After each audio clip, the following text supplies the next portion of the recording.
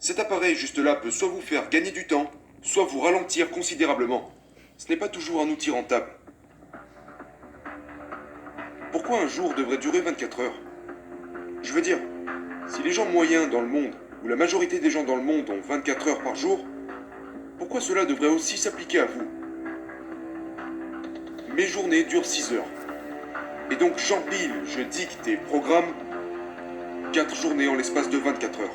Votre passé n'égale pas votre futur.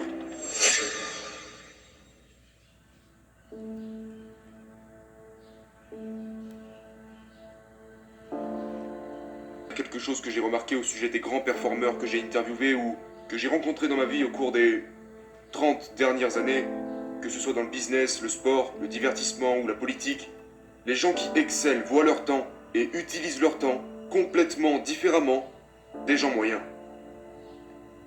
Et donc je vais vous parler de certaines stratégies qui vous permettront de voir et d'utiliser votre temps différemment. Alors allons-y. La première chose que je voudrais aborder, c'est que les gens qui gagnent, qui excellent, sont beaucoup plus pressés que les gens de la classe moyenne. Je ne plaisante pas. Ils sont beaucoup plus pressés d'arriver à destination pour obtenir leurs résultats. Leur rythme est plus élevé. Ils marchent plus vite, ils parlent plus vite, et leurs attentes envers ce qu'ils souhaitent obtenir sont plus courtes. Ça peut paraître insignifiant, mais je vous conseille d'évaluer à quel point vous êtes pressé d'y arriver. Parce qu'il y a quelque chose d'intéressant à propos de la façon dont vous pensez être proche d'un objectif et à quelle vitesse vous courez pour l'atteindre. Laissez-moi vous donner un exemple. Si vous et moi avions un marathon à courir, mentalement on sait qu'on a 42 km à faire. On commence à courir et nous allons à une certaine vitesse en raison de la durée de la course. Donc comme c'est un marathon, on va garder un rythme assez bas pour pouvoir parcourir ces 42 km. Mais c'est parce que la destination, parce que la ligne d'arrivée est si loin, que notre rythme et notre hâte est limité en fonction de la distance à laquelle on se trouve de cette ligne d'arrivée. Mais si vous et moi devions courir un 100 mètres, on irait beaucoup plus vite. Parce que la ligne d'arrivée est tellement proche que nous nous mettons à courir à pleine vitesse dès le départ. C'est dû à la proximité entre nous et la ligne d'arrivée. Les gens qui gagnent dans la vie n'ont pas spécialement une perception plus large que la vôtre. Ce n'est pas toujours dû à un certain manque de perception que vous perdez. C'est votre type de perception qui est mauvais. Vous pensez que vous êtes tellement éloigné du résultat que vous ralentissez et que vous trottinez en permanence à travers la vie. Les gens qui gagnent peuvent avoir une perception plus large, mais ils ont une perception précise de la distance qui les sépare de leur objectif. Ils voient à quel point ils sont proches d'y arriver, donc ils sprintent en continu, tout au long de leur journée. Et c'est la raison pour laquelle ils commencent plus tôt et s'arrêtent plus tard. Pendant leur journée, ils sont pressés de se rendre là où ils doivent être parce que dans leur esprit, la ligne d'arrivée est beaucoup plus proche. Je n'insisterai jamais assez sur le fait que le rythme et la façon dont l'élite perçoit le temps n'a rien à voir avec celle de la classe moyenne. Les gens moyens disent les mêmes choses, lisent les mêmes livres, suivent les mêmes emplois du temps, alors que ceux qui se mettent la pression tout au long de la journée finissent par gagner leur journée, gagner leur mois, gagner leur année et gagner leur vie. S'il vous plaît, évaluez votre rythme. Vous devez être tellement plus pressé que tous les gens autour de vous iraient jusqu'à vous conseiller de ralentir un peu. Donc c'est la première chose, soyez plus pressé. La deuxième chose concerne notre manière de commencer nos journées. Je vais vous dire quelque chose, soit vous contrôlez votre temps, soit votre temps vous contrôle.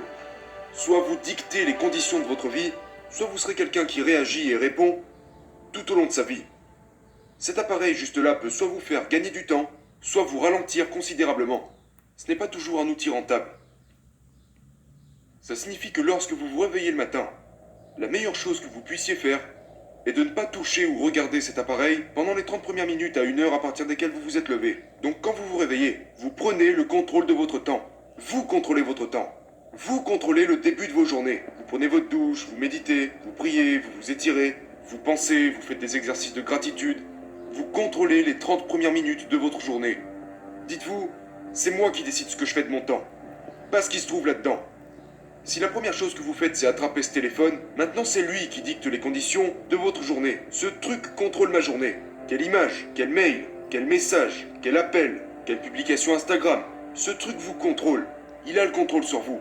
Mais si vous vous en écartez pendant les 30 premières minutes à 1 heure, vous envoyez un message à votre cerveau qui dit que vous contrôlez votre temps, que ce jour doit se plier à vos règles. Et encore une fois, si vous le faites pendant un jour, une semaine, un mois, un an, 5 ans de votre vie, que vous contrôlez les conditions de votre vie, pendant les 30 premières minutes à 1 heure de chacune de vos journées, ça révolutionnera votre vie. Et ça sera très difficile à faire pendant les 30 premiers jours. Mais au bout de ces 30 jours, vous n'aurez plus du tout envie de reprendre vos anciennes habitudes.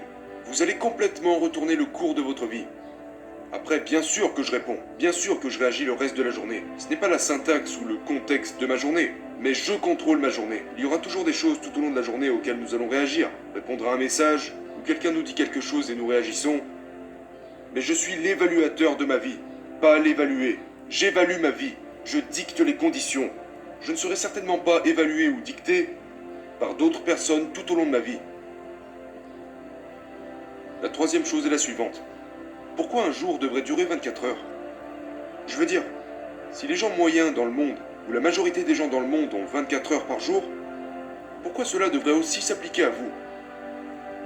Ce que j'ai découvert, c'est que les gens qui appartiennent à l'élite, les gens au plus haut niveau, en font plus en l'espace de 6 heures que la plupart des gens en une journée. Et voici pourquoi. La plupart des gens mesurent leur journée par tranche de 24 heures. Donc j'ai commencé à penser, j'étais dans le business, j'avais quelque chose comme 20 ans. Et la chose que j'entendais le plus souvent de la part des autres, c'était « T'es trop jeune, t'as pas assez d'expérience. Tu n'as tout simplement pas assez de jours d'expérience. Pas assez de jours d'expérience dans le business pour réussir. » Et j'ai pensé, eh bien, comment puis-je résoudre ce problème?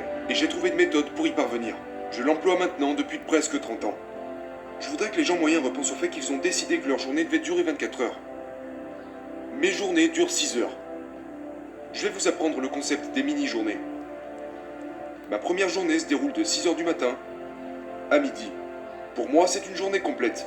Donc mon but est de réaliser une journée complète de travail entre 6 heures du matin et midi. Parce que je n'ai plus des journées de 24 heures comme avant. J'ai des journées de 6 heures. Et donc une journée pour moi est basée sur cette mesure de temps. Ça a complètement changé le cours de ma vie et ça a transformé la personne que je suis. Donc là, de 6 heures du matin à midi, c'est un jour complet. C'est mon premier jour. Chaque semaine, de 6 heures à midi, le lundi matin. Et ce qui se passe, c'est que de 6 heures à midi, je visualise mentalement qu'une journée entière vient de s'écouler. Et donc j'empile, je dicte et programme 4 journées en l'espace de 24 heures. Vous serez surpris si vous réduisez vos journées à des périodes de 6 heures. Vous réussirez à faire la même quantité de choses en 6 heures que vous ne le faisiez avant en 24 heures. De midi à 18 heures, c'est ma deuxième journée. Et lors de ce deuxième jour, je remplis cette journée de choses qui me plaisent, de souvenirs, de réunions, d'appels téléphoniques, de moments passés aux côtés de bonnes relations. Et dans cette autre journée, j'ai encore une fois fait autant de choses en 6 heures que vous en 24 heures. De midi à 18 heures, je remplis cette journée au maximum. Et mon troisième jour se déroule de 18 heures à minuit. De 18 heures à minuit, c'est la même chose. Mes relations, mes rendez-vous, mes appels, mes emails. Le travail que je fais représente un troisième jour. Et donc ce qui se passe, c'est que depuis mes 20 ans, je vis 3 jours quand la plupart des gens n'en vivent qu'un seul. Et ce, pendant la même période de temps. J'ai commencé à tripler mes résultats par rapport à la personne moyenne. Et une fois encore, si vous compilez 3 jours en l'espace de 24 heures, au bout d'une semaine, d'un mois, d'un an, en seulement un an, je me retrouve avec plus de 1000 jours d'expérience. Et je suis en compétition avec des gens qui n'en ont que 365. Pensez à l'impact que ce simple changement de perception pourrait avoir sur vos résultats si vous viviez des mini-journées pour le reste de votre vie. Mes journées durent 6 heures. Là, la quantité de travail que vous pourrez achever et les résultats que vous en tirerez, c'est juste... Vous en reviendrez pas. Si vous commencez à voir les choses comme jour 1 de 6 heures du matin à midi, jour 2 de midi à 18 heures, jour 3 de 18 heures à minuit, vous allez complètement changer le cours de votre vie. Au début, vous allez juste trouver ça drôle, mais quand vous l'aurez fait pendant une semaine, 2 semaines, disons un mois, imaginez qu'en un mois, vous aurez vécu 90 jours. Réfléchissez à ce qui se passerait dans votre vie si vos mois duraient 90 jours, quand le reste du monde n'aurait que... Prenez une seconde, imaginez un peu. Le reste du monde n'aurait que 30 jours. Ramenez ça sur une année, ou 3 ans. À quoi ressemblerait votre vie? La prochaine chose dont je vais vous parler, c'est qu'il doit y avoir un rappel durant lequel vous mesurez l'évolution de vos performances. Deuxièmement, plus vous réduisez cette période de temps durant laquelle vous mesurez vos performances, plus vous aurez tendance à les améliorer. Alors que font la plupart des gens? Les gens moyens, partout dans le monde, mesurent leurs performances à la fin de chaque année. Au nouvel an, ils se disent « Voici ma vie. Voici ce que j'ai accompli, voici ce que je n'ai pas fait. Ils se regardent en face et tentent de faire quelques réglages, d'améliorer leur degré de performance. Ils mesurent leurs résultats, et puis ils font quelques ajustements. Mais donc voilà, ils le font une fois par an. Les gens qui ont de meilleurs résultats réduisent ce délai à une fois par mois. La plupart des entreprises font un récapitulatif. Ils regardent ce qu'ils ont gagné, quels bénéfices ils ont fait, quelles pertes. Ils regardent leur calendrier et ils font des ajustements après avoir mesuré leur performance à la fin du mois. Les gens qui ont encore de meilleurs résultats prennent un moment, le dimanche soir, une fois par semaine, et ils mesurent leur performance, tirent des conclusions, font des réglages et agissent en fonction de ça, chaque semaine. Et puis il y a ceux qui appartiennent à l'élite et qui font ça à la fin de chaque journée. À la fin de leur journée, ils s'assoient, ils regardent leur emploi du temps, ils regardent leurs résultats et ils mesurent leur performance quotidiennement. Du coup, quelle personne selon vous obtient les meilleurs résultats? La personne qui mesure ses performances une fois par an, une fois par mois, une fois par semaine ou une fois par jour? Nous le savons tous. Plus les ajustements sont fréquents, plus la personne qui s'y tient deviendra meilleure. Et puis il y a les gens qui appartiennent au 1% des 1%, qui font ce genre d'ajustement à chaque heure. Toutes les heures, l'alarme se déclenche dans mon esprit, et c'est un peu bizarre, mais ça fonctionne. Je suis accro à ça, donc environ toutes les heures, à la fin de chaque heure, je me demande automatiquement qu'est-ce que je viens de faire pour me rapprocher de mes objectifs? Qu'est-ce que j'ai fait pour me rapprocher du résultat? Est-ce que j'ai fait ce que j'étais censé faire? Est-ce que j'ai accompli les choses les plus importantes que j'avais à faire aujourd'hui? Et pendant chaque heure, j'agis en fonction de tout ça. Quels sont les réglages que j'ai besoin de faire? Qu'est-ce que j'ai fait jusqu'à présent et qu'est-ce qu'il me reste à faire? À la fin de chaque heure, l'alarme se déclenche dans votre tête. Si vous arrivez au point où vous pratiquez ça au quotidien, et peut-être que pour le début, vous programmerez une alarme qui se déclenche toutes les heures, juste pour vous le rappeler. À la fin de chaque heure, cette alarme sonne et vous avez sur votre fond d'écran tous vos objectifs à atteindre. Toutes les heures, l'alarme retentit. Toutes les heures, elle retentit. Et ça vous entraînera à mesurer vos performances à toutes les heures de la journée. Vivez des mini-journées et mesurez vos performances toutes les heures va littéralement transformer votre vie. Vous deviendrez meilleur avec votre famille, avec vos relations personnelles, votre foi, dans vos entreprises, dans votre forme physique, dans votre alimentation, avec l'argent et dans chaque domaine. Si quelque chose se passe toutes les heures, et au fait, c'est un rappel de 5 secondes, il suffit de se poser la question, est-ce que je me rapproche de mes résultats? Est-ce que j'avance dans mes projets? Est-ce que je fais les choses correctement? Est-ce que je dois faire quelques réglages? C'est seulement 5 secondes, à la fin de chaque heure de la journée, seulement 5 secondes. Et je dirais que je le fais constamment maintenant.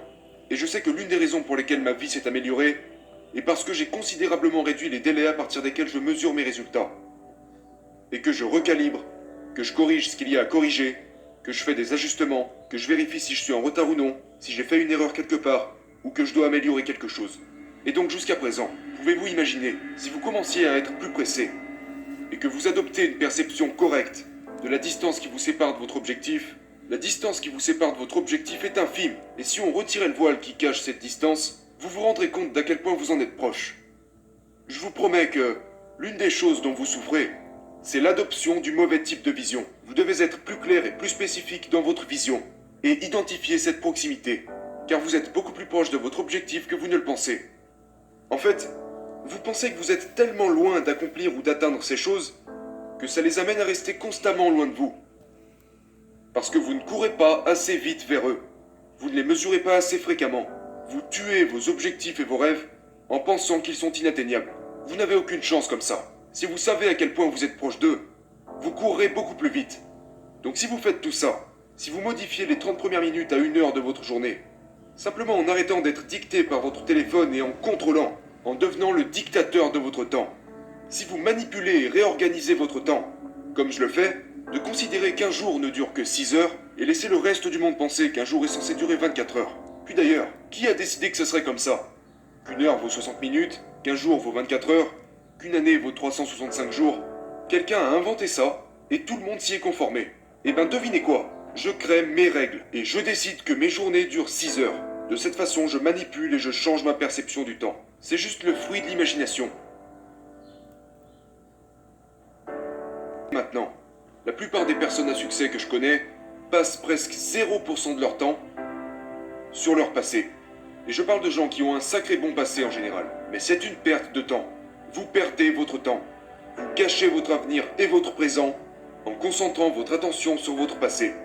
Le passé, qu'il soit positif ou négatif, est une place dans laquelle vous devriez éviter de mettre les pieds trop souvent. Il ne va pas revenir, il n'existe plus. Tout ce que vous devriez avoir, c'est des rêves à propos de l'avenir et le présent pour y parvenir. Ces choses ne sont pas votre présent ni votre avenir. S'attarder sur elles et se concentrer sur ce que vous avez fait précédemment ne va pas vous apporter l'avenir. Et voici la vérité. Votre passé n'égale pas votre futur.